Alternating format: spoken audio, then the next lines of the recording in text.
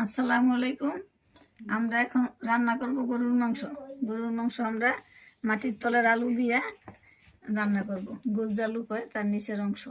আর এই আলুর আমরা যে কাইটা নিছি, এই আলুর আমরা এখন বাপ দিয়া লইব, দিয়ে বিজলটা ফেলাই দিয়ে আমরা গরুর মাংসটা দিয়ে আমরা রান্না করবো।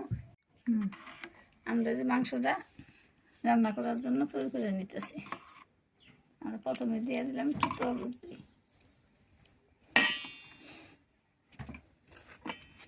এখন দিয়ে দিতেছি আদা রসুন বাটা,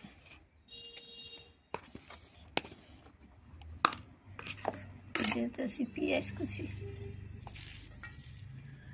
সাথে দিয়ে দিলাম কিছু কাঁচামরিচ, লং, গোলমরিচ, দারচিনি, এলাচ,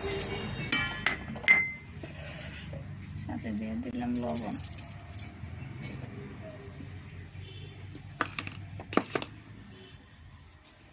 দিয়ে দিলাম হলুদের গুঁড়া, দিয়ে দিলাম ধনিয়ার গুঁড়া, দিয়ে দিলাম মিচের গুঁড়া,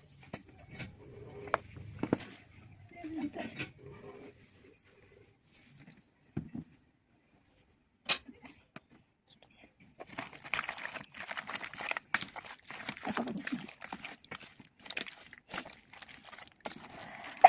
আমরা স্বাদের জন্য দিয়ে দিলাম একটু বিট লবণ, দিয়ে দিলাম একটু মরিচের,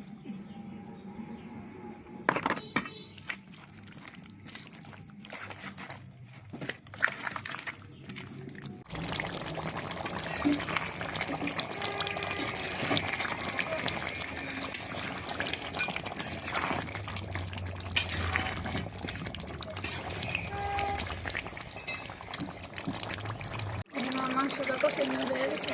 এখন আমরা আলু দিয়ে দিই, আলু দিয়ে আমরা ভালো মতো কষাই দিই।